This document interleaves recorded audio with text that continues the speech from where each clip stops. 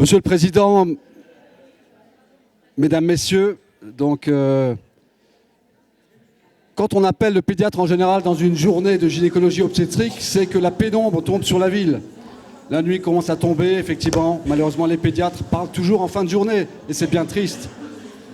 Repousser la pénombre, accueillir la lumière, c'est important. Et cela tombe Mesdames, bien, Messieurs, veuillez écouter le bon docteur Zer, s'il vous plaît. Ah, c'est vrai, on n'entend rien. Voilà. Et finalement, Didier Chaugnot va effectivement nous lire l'avenir dans sa boule de cristal et pouvoir éclairer complètement la salle. Mesdames, Messieurs, j'ai l'immense plaisir d'introduire Didier, notre pédiatre. Eh bien, bonsoir à tous. Oui, effectivement, comme j'ai entendu dire derrière moi tout à l'heure, devenir des enfants, ça doit être un pédiatre. Et oui, c'est le pédiatre de service qui vient vous embêter encore une fois. Merci, grand merci cette année encore aux organisateurs de m'avoir proposé un petit sujet. Un grand merci à Richard en particulier qui assure l'organisation de ces journées avec toute la perfection qu'on peut constater année après année. Que deviennent les enfants de mères obèses? Alors, comme on est très très en retard sur la journée, je me suis dit, dans un premier temps, le plus simple, ça sera quand même de conclure de façon abrupte. Finalement, c'est contenu dans le dessin de VS. Que deviennent les enfants de mères obèses? Aucune importance, on les aimera quand même. Puis après, je me suis dit, quand même, c'est un peu court, ils ne vont pas m'inviter au resto ce soir si je me contente de cette réponse-là. On va essayer de creuser un tout petit peu. Pour être tout à fait honnête, ce topo n'est pas celui de Didier Chaugnot, mais celui de Didier Chaugnot et du professeur Delphine Mittanches, que vous connaissez peut-être, qui est une pédiatre néonatologue de l'hôpital Trousseau, qui a beaucoup publié sur le sujet et qui a eu la grande gentillesse de me communiquer des données qui étaient en sa possession et sur lesquelles elle a communiqué récemment. Je lui en sais gré. Je ne reviendrai pas. L'inconvénient de parler en fin de journée comme celle-ci, c'est qu'on s'expose à faire beaucoup de redites, puisque beaucoup des choses dont je vais vous parler ont déjà été évoquées, traitées par des gens beaucoup plus savants que moi sur la matière. L'avantage, vous savez bien, c'est que plus on répète les choses topo après topo, et plus elles peuvent rester gravées dans nos esprits. Je ne reviens donc pas, on dit je ne reviens pas alors qu'on revient dessus, mais je reviens brièvement sur l'épidémie d'obésité qui nous touche, la place de la France qui pour l'instant n'est pas forcément dans les pires, mais qui, comme pour le football et le handball, nous ramène petit à petit vers les sommets. Nul doute qu'on sera champion du monde dans pas très longtemps. J'ai appris plein de choses en faisant ce topo, des choses qu'on subodore un petit peu, mais qu'on imagine pendant très très longtemps. Et en fait, je me suis rendu compte qu'on a dès maintenant, en fait, le taux d'obésité au niveau mondial est déjà très nettement supérieur au taux de personnes malnutries. Et ce particulièrement dans les pays développés, les pays dans lesquels l'économie de marché s'est imposée. Et ça nous amène, en tout cas en ce qui me concerne moi, en tant que pédiatre, à des perspectives tout à fait troublantes. On se rend compte actuellement que, alors qu'on est très très préoccupé par la faim dans le monde, par la dénutrition, par tout ce qu'on voit dans les famines dans les pays du tiers-monde où les enfants sont extrêmement nombreux et qu'on imagine beaucoup plus nombreux en tout cas que nos enfants à nous, eh ben non, dans très peu de temps, dans moins de 3 ans maintenant, le taux d'enfants obèses dépassera au niveau mondial le taux d'enfants malnourris. Et ça nous amène à un constat d'un paradoxe nutritionnel tout à fait saisissant. Il y a quelques temps, quand j'étais moi-même un enfant, il n'y a pas très très longtemps malgré tout, les diététiciennes et les nutritionnistes étaient là pour faire manger de la soupe aux enfants, on amenait des verres de lait dans les écoles pour nous faire grossir. Et actuellement, nos diététiciennes ou nutritionnistes sont surtout suremployés en manque de place dans les consultations pour diminuer la ration alimentaire des enfants, ou en tout cas pour améliorer leur confort. Mais je ne suis pas là pour vous parler de l'obésité de l'enfant, ça on a déjà fait il y a quelques années. On est là pour parler des conséquences de l'obésité maternelle sur l'enfant. L'obésité maternelle, là encore, si vous vous y intéressez depuis ce matin, je n'ai pas eu le loisir de venir assister au topo ce matin, mais je peux imaginer qu'on vous en a déjà largement parlé. Cet après-midi, j'ai appris plein de choses. En France, on n'en est pas encore au niveau des États-Unis, mais on s'en rapproche. Et j'étais sidéré par certains chiffres que j'ai vus dans, par exemple, cette étude du Lancet. Au cours de cette étude, 60% des grossesses concernaient des femmes en surpoids ou en état d'obésité. Et donc, clairement, ça va avoir un impact. À tel point que le nombre de femmes enceintes obèses est tellement important aux États-Unis que ça donne lieu à l'apparition de tout un tas de sites d'associations, de groupes de travail pour améliorer l'image, améliorer le ressenti, améliorer le vécu de l'obésité chez la femme enceinte. de façon à ce que les femmes enceintes puissent vivre des grossesses plus sereines, plus heureuses, avec un meilleur investissement et un meilleur vécu. Et si, bien évidemment, il est tout à fait important, primordial que ces femmes vivent leur grossesse de la façon la plus agréable, la plus investie et la plus accomplie possible, ce n'est pas pour autant qu'il faille négliger les effets de la grossesse sur l'enfant, qu'ils soient positifs ou qu'ils soient négatifs. On avait déjà parlé à plusieurs reprises de l'obésité chez l'enfant dans ces journées, et j'ai retrouvé une vieille diapo qu'on avait fait en 2005, vous voyez, c'est pas neuf, sur l'obésité à la grossesse. L'obésité, évidemment, n'est pas un problème monofactoriel. L'obésité est due à de très très nombreux facteurs.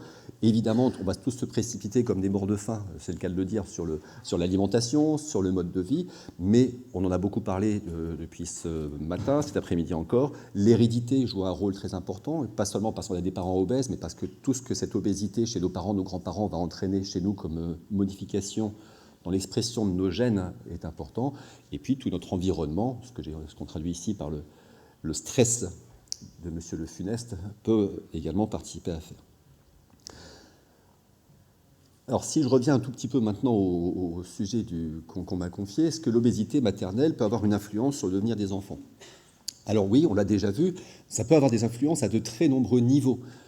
L'obésité maternelle a évidemment une influence sur l'enfant parce qu'elle va avoir une influence sur la grossesse et en particulier sur la morbidité fœtale.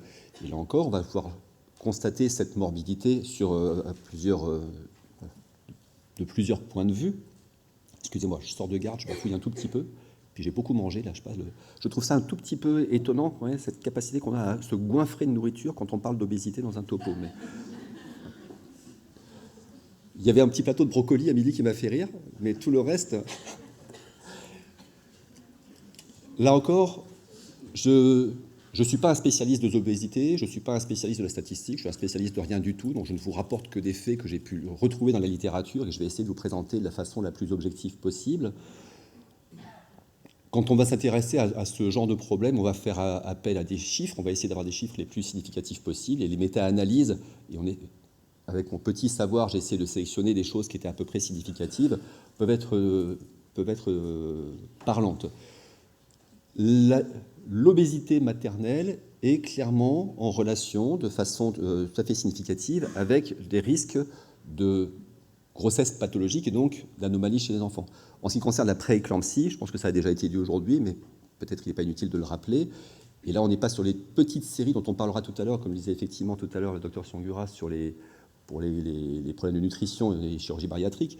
On est sur de très très gros chiffres de population en compilant toutes ces données, près d'2 millions de participants. On se rend compte que l'obésité augmente de façon certaine le risque de prééclampsie et donc évidemment de prématurité et des conséquences délétères de la prééclampsie. Quand on s'intéresse à une autre complication classique de l'obésité à la grossesse, le diabète gestationnel, on se rend compte, là encore, que plus l'IMC va augmenter, plus la sévérité de l'obésité va augmenter, et plus le taux de diabète gestationnel va augmenter, avec pour les obésités classiques, je dirais entre guillemets, un odds ratio de 3,56, c'est quand même pas rien du tout, et pour les obésités sévères, un risque relatif de 8,56, c'est quand même tout à fait impressionnant.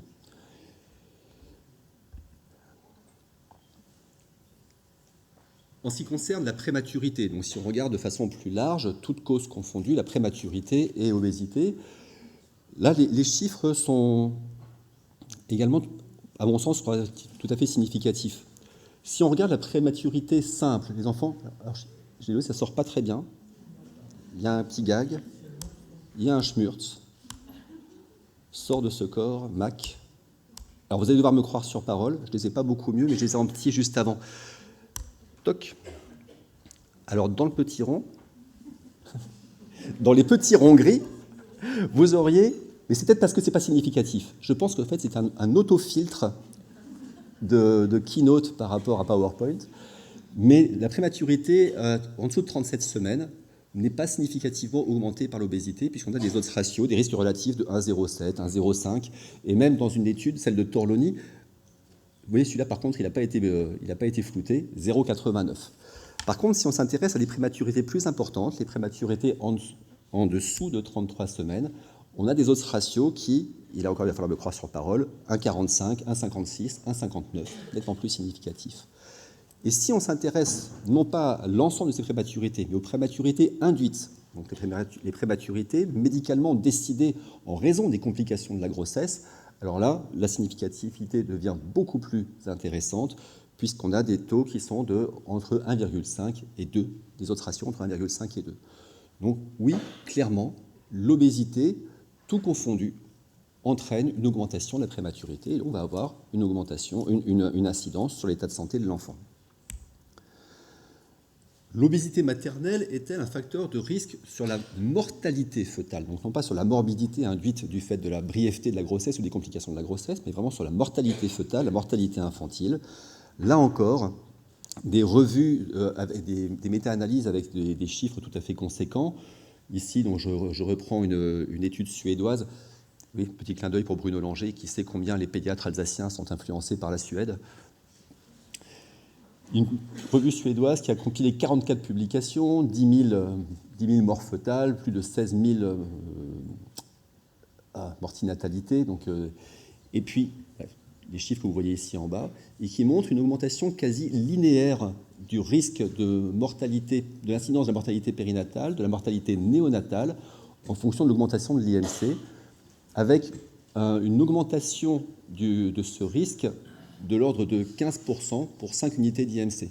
Donc à chaque fois qu'on augmente un IMC de 5, on passe de 20 à 25, de 25 à 30, de 30 à 35, on augmente de 15% le risque de mortalité périnatale et de mortalité néonatale, donc le périnatal, vous savez, jusqu'au 28e jour, ou de la naissance jusqu'au 7e jour de vie. Et ça me paraît tout à fait impressionnant. Ce n'est pas quelque chose qu'on constate parce qu'aucun d'entre nous n'a cette vision, ce recul, vu le nombre de cas, malgré tout encore relativement restreints auxquels on est exposé. Mais quand même, ça m'a interpellé. Je crains qu'on ait du flou comme ça sur toutes les diapos jusqu'à la fin. Je suis désolé, quand j'ai fait le test tout à l'heure, ça passait bien. L'obésité maternelle est-elle un facteur d'obésité, de risque d'obésité infantile? Alors c'est vrai que spontanément, quand on voit un gamin gros, on dit toujours « Ah bah regardez ses parents, ils sont gros ». Alors oui, certes, mais c'est pas si simple que ça. C'est pas que le fait d'avoir des parents gros qui fait qu'on est gros. Il y a plein d'autres choses qui interviennent. Et c'est là qu'on va retrouver des notions avec lesquelles je ne suis pas du tout familier. Je vous demande de m'excuser par ailleurs, mais je vais essayer de les simplifier de façon à ce que moi je les comprenne. Donc peut-être ce sera aussi plus simple pour vous de les retenir.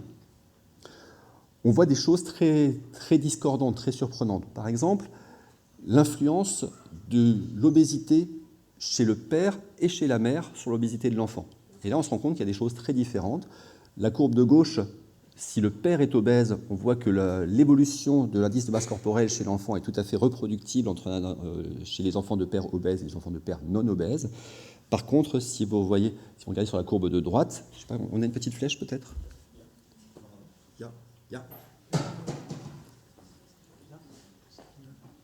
Ah, tout petit, on ne la voit pas. Merci.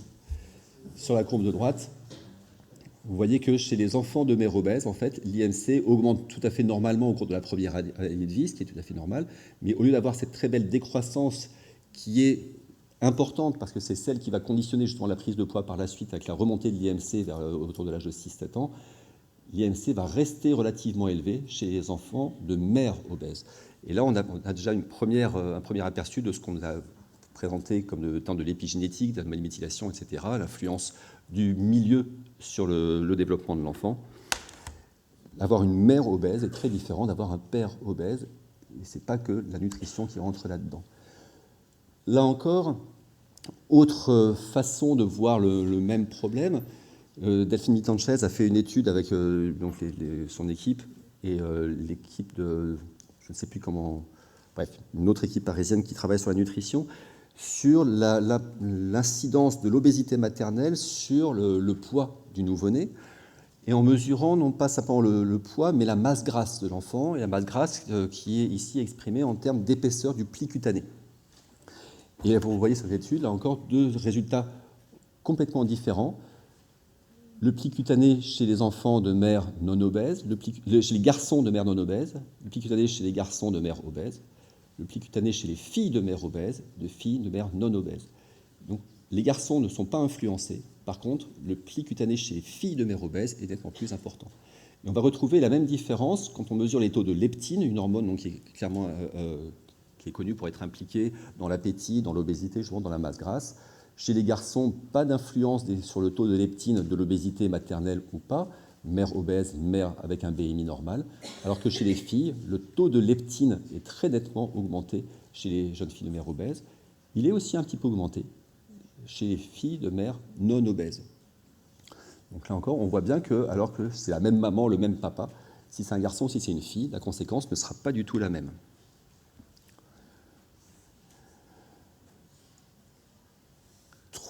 Autre façon de considérer l'influence de l'obésité maternelle sur la santé de l'enfant, l'obésité maternelle est-elle source de malformation? Alors là, clairement, on quitte le champ de l'influence directe du poids maternel. Eh bien, là encore, je me suis intéressé à une très grosse série. Nos camarades encore du nord de l'Europe, les Suédois, sont très très forts pour faire ce genre de choses avec leur registre de santé publique. Une très grosse cohorte, 1,2 million d'enfants suivis au long cours, donc c'est pas encore relativement significatif. Globalement, voilà toutes les malformations qui ont été relevées dans cette population.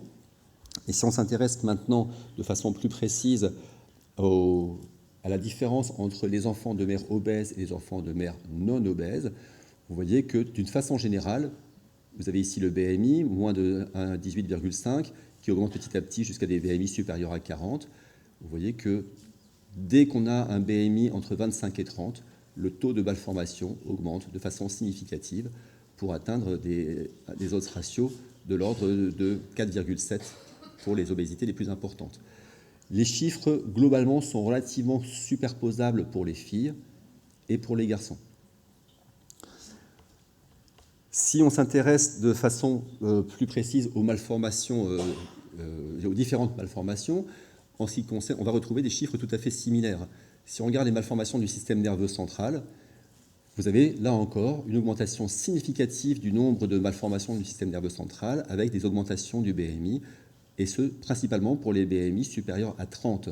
De façon assez intéressante, vous pouvez voir que chez les femmes avec des BMI très bas, donc on pourrait soupçonner d'être en état de malnutrition, on a également une petite augmentation, non significative, mais quand même un mouvement très différent, une inversion du mouvement, on va dire, pour une augmentation de ces malformations.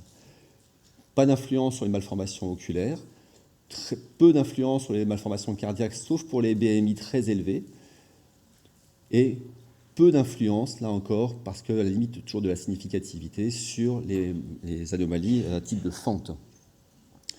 Si on continue notre exploration, les anomalies du système digestif, les anomalies des organes génitaux, les anomalies d'une façon générale, quand le BMI est élevé, supérieur à 25 ou supérieur à 30, on arrive à une augmentation du taux de malformation significatif ou à la limite de la significativité. Autre étude qui s'est intéressée à ça, donc là encore une compilation de données, donc ça c'était une des données de l'équipe de Delphine Mitanchez, enfin des diapositives qu'elle m'a fournies. Compilation de plusieurs études, encore pour avoir un nombre significatif de données, une augmentation, quand même, une multiplication par 2 du nombre d'anomalies du tube neural, à type de SPINA ou équivalent, une augmentation de 50% des hydrocéphalies, plus de 50% des malformations anorectales, 30% de malformations cardiaques dans cette série-là, peut-être un petit peu différent de ce que je vous ai montré juste avant. On retombe toujours sur les études, ne montrent que ce qu'elles montrent, elles. Anomalie des membres, fente, petite augmentation, et de façon assez surprenante, dans cette revue-là, en tout cas, une multiplication par 2 du risque de hernie diaphragmatique ou de d'omphalocèle, quand même des malformations tout à fait significatives. Bien évidemment, il ne faut pas prendre ces chiffres-là à la lettre, mais en tout cas, du point de vue de la tendance, c'est quelque chose qui attire l'attention. Comment est-ce qu'on peut essayer d'expliquer, quelle explication est-ce qu'on peut fournir à nos patientes quand elles vont nous interroger, ou qu'est-ce que je vais pouvoir vous raconter à vous quand vous me poserez la question en staff, quel est le risque encouru par cet enfant? Il est probable que les réponses vont se trouver dans le flou de ce qui est écrit tout en haut, à savoir dans la DOAD. Vous voyez, cette théorie qui se développe de plus en plus et qui a certainement une vérité au fond d'elle-même, qui explique que toute notre santé en fait trouve son origine dans notre développement très initiale, même pas seulement au niveau de notre naissance, mais dans les gamètes qui ont donné à notre naissance, et les gamètes qui ont donné notre naissance, en fait, sont elles-mêmes influencées par la naissance de la personne qui était porteuse de ces gamètes. Je ne sais pas si je l'exprime bien, un petit dessin, c'est mieux. Tout se passe déjà bien avant, tout se passe dans l'utérus, dit le slogan de la société d'OAD. Je pense même que ça se passe même avant l'utérus, puisque ça se passe dans l'utérus de la personne qui a donné l'utérus dans lequel nous sommes nés. Pour éclaircir peut-être un petit peu ce propos, n'oubliez pas, mais ça vous le savez beaucoup mieux que moi je l'ai réappris en faisant le topo, hein, mais vous le savez bien, que les follicules, en tout cas les petites cellules qui vont nous servir à procréer, nos spermatozoïdes, vos ovules, se forment bien avant notre naissance et se forment à un moment au cours de la grossesse où le milieu dans lequel ils vont se former va influencer fortement la capacité qu'ils auront à s'exprimer, à exprimer certains gènes. Et ceci, alors je suis vraiment désolé, Richard, je te jure, hein, j'ai testé ce matin quand j'ai mis le topo ce midi et ça marchait.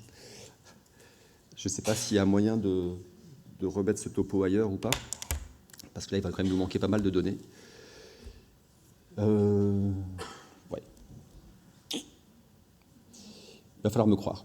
Il va falloir me croire. Pour comprendre un petit peu moi ce qui se passait, parce que j'ai eu du mal à comprendre tout ça, je ne suis pas un scientifique, j'ai essayé de prendre les choses à l'envers. Je me dis, tiens, si la nutrition, si l'obésité peut influencer la santé de l'enfant, est-ce que, à l'inverse, la malnutrition peut influencer sa santé? Et là, il y a des études tout à fait intéressantes qui ont été faites. Alors, je ne vous montre pas la diapo, je vous l'explique. Des données qui sont issues du suivi de population en Hollande. En Hollande, à la fin de la Deuxième Guerre mondiale, il y a eu une famine extrêmement sévère qui a touché les populations, principalement des populations de femmes, parce que les hommes étaient occupés à jouer à tutu-pampan. Et on s'est rendu compte, en suivant cette population, que, contrairement à ce qu'on aurait pu croire au départ, la famine chez les femmes enceintes n'avait pas des effets ubiquitaires. Les effets étaient très différents en fonction du moment de la grossesse pendant lequel les femmes avaient été exposées à cette famine, à cette sous-nutrition. Les femmes qui avaient été exposées à cette famine au premier trimestre de la grossesse avaient des bébés qui avaient un poids de naissance normal. Par contre, dans le développement de leur vie, plus tard, à l'âge adulte, ces enfants étaient beaucoup plus sujets que les autres à l'obésité, étaient beaucoup plus sujets que les autres à des problèmes cardiovasculaires, hypertension artérielle, athérome, infarctus du myocarde, etc.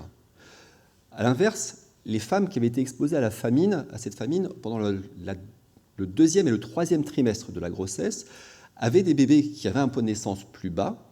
On retrouve des choses qu'on connaît bien, par exemple, sur la prééclampsie, où le problème de vascularisation est en fin de grossesse. Donc des bébés de petit poids, qui par contre, eux-mêmes, plus tard, avaient une obésité qui n'était pas plus importante, mais par contre, qui était beaucoup plus soumis que le reste de la population à des problèmes de tolérance glucidique, diabète non insulinodépendant et de résistance à l'insuline.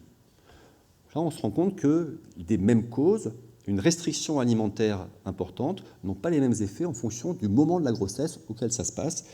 Et on peut tout à fait concevoir que c'est un excès alimentaire ou un changement, une perturbation du milieu pendant la grossesse, en fonction du moment auquel ça va survenir, pendant toute la grossesse, avant, au moment de la conception ou après, peuvent avoir des effets tout à fait significatifs, mais différents. Et ça peut peut-être expliquer que quand on regarde les chiffres globaux, malformation, obésité chez les femmes obèses, on ne va pas forcément trouver des chiffres cohérents en fonction des études, on l'a bien vu, parce que justement, on ne parle pas forcément des mêmes obésités ou des mêmes événements survenus pendant la grossesse. Ça, c'est la diapo auquel on voit rien. Et chic, une diapo qui marche. Cette étude de la famine hollandaise, on a même pu la poursuivre, puisque après avoir observé les enfants issus des femmes enceintes pendant la famine, on a pu observer leurs petits-enfants. Et on s'est rendu compte chez les petits-enfants que là encore, les conséquences étaient très différentes en fonction de qui avait été exposé à la famine. J'ai mis un petit peu de temps, mais finalement, je me dis, mais oui, il y a une différence. Les femmes exposées pendant leur grossesse ou les hommes exposés à la famine au moment de la conception de l'enfant. Chez les petits-enfants des femmes exposées pendant leur grossesse, le poids de naissance était diminué, pas de façon très importante, pas 6 cm. Le poids de naissance était diminué de 0,6 kg. Mais le BMI était augmenté donc des enfants peut-être un peu plus costauds. Et par contre, ce qui était surtout intéressant, là on n'est pas très significatif, hein, mais c'est que ces enfants-là, nés de femmes exposées à la famine, les petits-enfants des femmes exposées, avaient un état de santé adulte beaucoup plus précaire.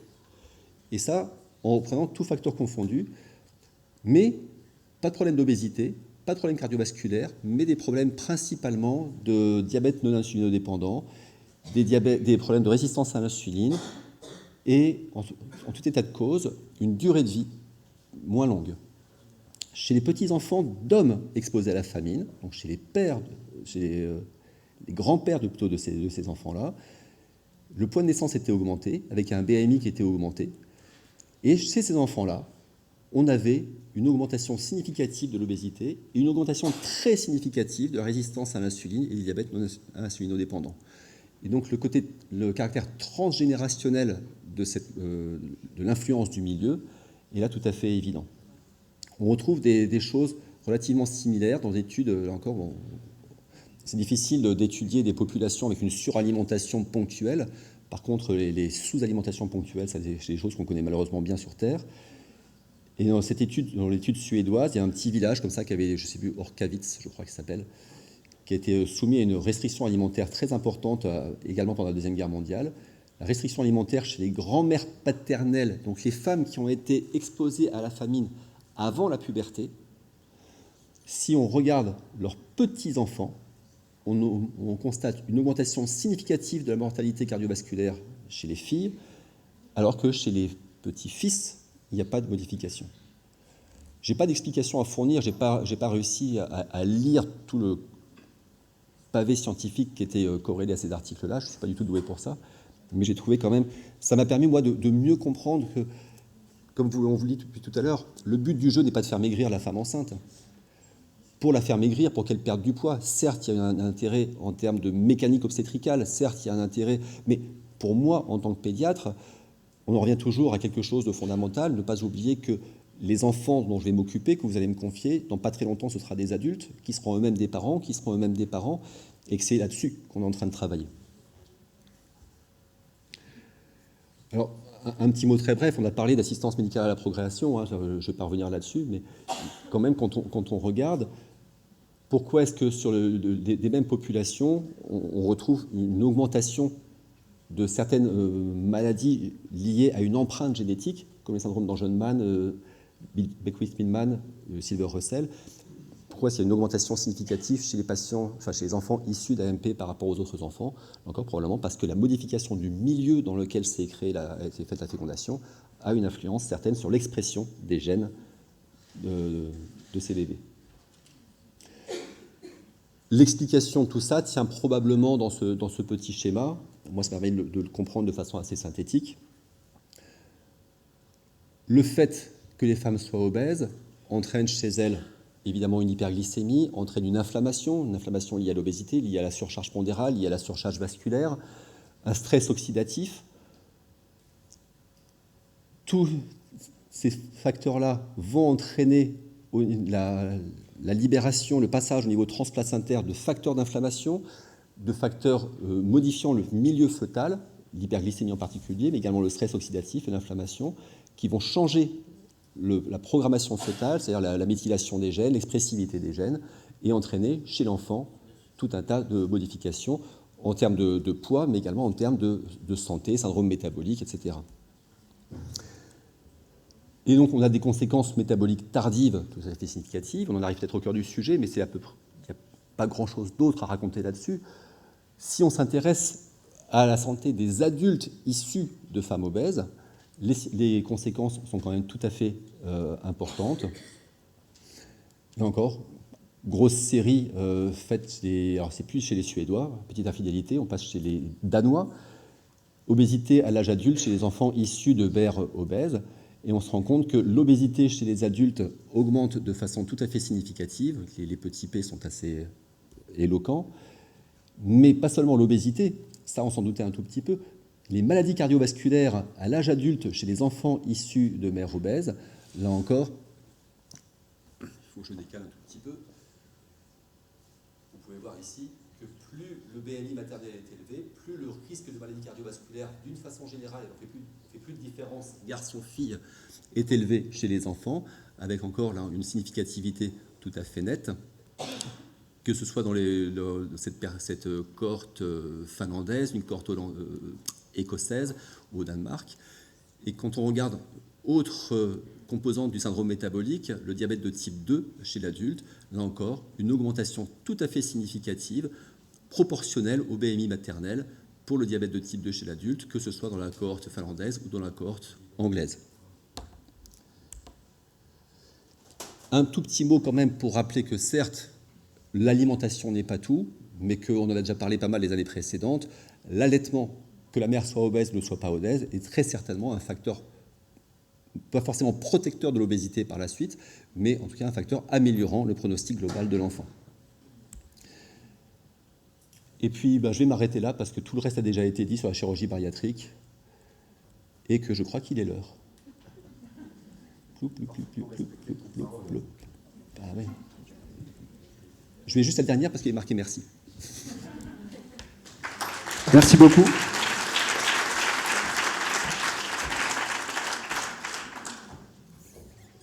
Merci d'être venu, tu étais de garde cette nuit, c'était quand même pas facile pour toi. Les questions, peut-être on va passer aux questions si vous le voulez bien. Ah, notre président national. Merci madame. Merci, je ne sais pas si ça marche. On a ce matin parlé de l'épigénétique et de la manière dont ça conditionne par l'environnement les éléments d'un fœtus, et chacun d'entre nous sait qu'il y a des personnes qui sont obligées de lutter toute leur vie contre l'obésité et d'autres qui peuvent manger et se goinfrer à mort et ne pas grossir. Est-ce que ça, ce ne serait pas quelque chose qui pourrait se conditionner in utero, c'est-à-dire que des conditions métaboliques et glucidométaboliques in utero pourraient entraîner ultérieurement, alors ma question est, pas sur le poids du nouveau-né, mais sur ce qui se passe plus tard. Est-ce que plus tard, il peut y avoir, on a des éléments de la littérature pour dire qu'on est influencé par ce qui s'est passé in utero? Si, bien sûr. L'exemple typique, c'est l'exemple de l'enfant petit pour la gestationnelle, le retard de croissance. Pendant très très longtemps, moi j'ai été élevé avec le diktat ces enfants c'est tout petit, il faut les faire grossir. Et dans les services de néonat, on les suralimentait, on les alimentait avec du lait prématuré, qu'on enrichissait, on mettait des vitamines, on mettait du substrat, on mettait tout ce qu'on pouvait dedans pour essayer de faire grossir ces bébés. Et ça marchait pas trop mal, d'ailleurs on les faisait sortir gros des services de néonat. Mais on se rendait compte par la suite que ça marchait pas très bien sur le long cours, que ces enfants nés tout petits restaient plutôt des enfants de petit calibre, on va dire, avec des petits BMI, pas forcément petits en taille, mais des enfants plutôt minces, plutôt fluets. Et on avait tellement influencé les parents, tellement influencé les médecins qu'on voulait absolument les faire grossir. Et du coup, on les a fait manger, on les a emmenés chez la diététicienne, on a augmenté les rations caloriques, on a mis de l'huile, du jaune d'œuf, de tout ce qu'on a pu dans leur nourriture. On n'a jamais réussi à les faire grossir, par contre, on les a rendus diabétiques, on les a rendus hypertendus, on les a rendus cardiaques. Et depuis qu'on... pas longtemps, je vous rassure. Depuis qu'on a compris que, effectivement, ces enfants avaient été programmés clairement pour fonctionner avec peu de nutriments, mais fonctionner de façon efficace, et qu'on respecte maintenant leur mode alimentaire. On a des enfants qui sont toujours de pas très grande taille, mais de taille normale, on va dire, toujours fluets, mais par contre qui se portent beaucoup mieux. Donc oui, là, clairement, il y a des choses. J'ai pas de données de la littérature, j'ai pas d'études en tête du tout. Là encore, moi, je suis pas du tout dans cette partie scientifique, mais tout ce qu'on peut lire, effectivement, sur le devenir des enfants, de ces enfants petits pour la gestationnelle, met ça en évidence. Il y a clairement une programmation qui est faite et qui est, alors je n'ai pas bien réussi peut-être à le restituer, mais qui est liée au milieu dans lequel évolue cette grossesse. Tous ces facteurs qu'on a cités, l'hyperglycémie, le stress oxydatif qui entourent en fait les gamètes au moment de la reproduction et au moment de la formation des gamètes suivantes en cours de grossesse, influencent notablement leur expression. Merci beaucoup. Merci beaucoup.